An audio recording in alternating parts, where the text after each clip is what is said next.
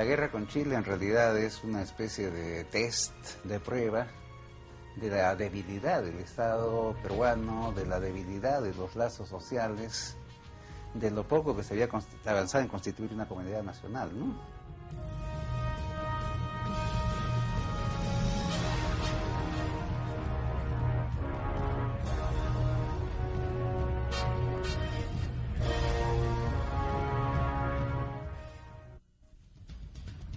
Chile declaró la guerra al Perú el 5 de abril de 1879.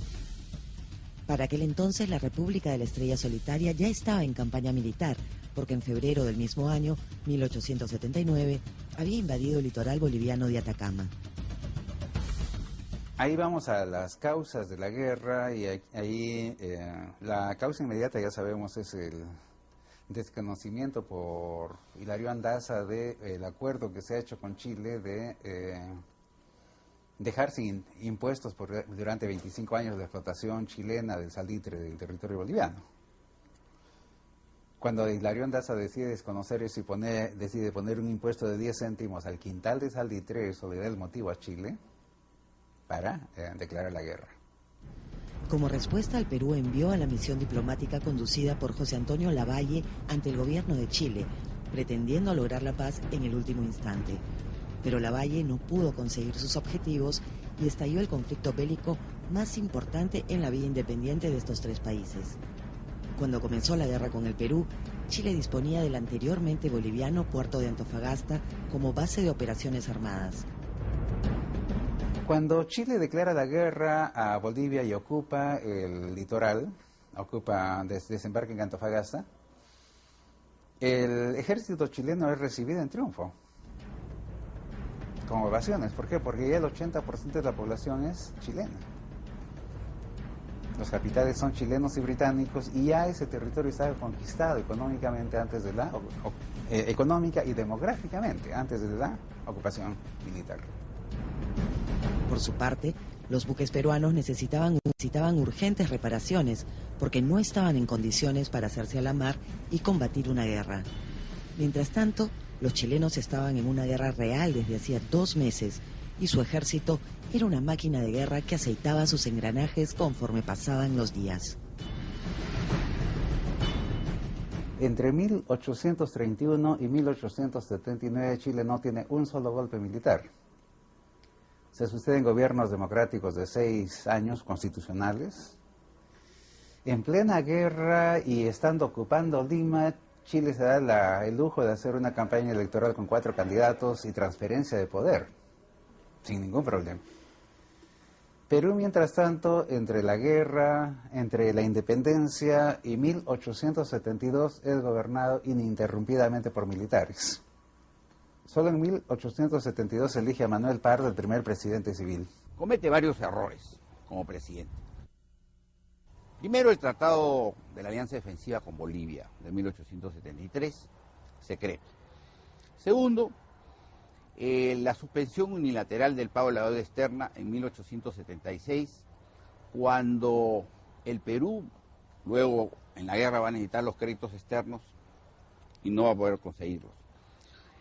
Tercero, la estatización del salitre en 1875, donde afecta a grandes intereses ingleses y chilenos. Uno, si toma una decisión de ese tipo, lo hace pues con un ejército atrás y una marina.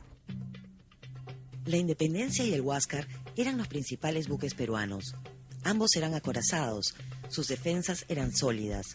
Asimismo, ambos buques habían llegado al Pacífico durante la década de 1860.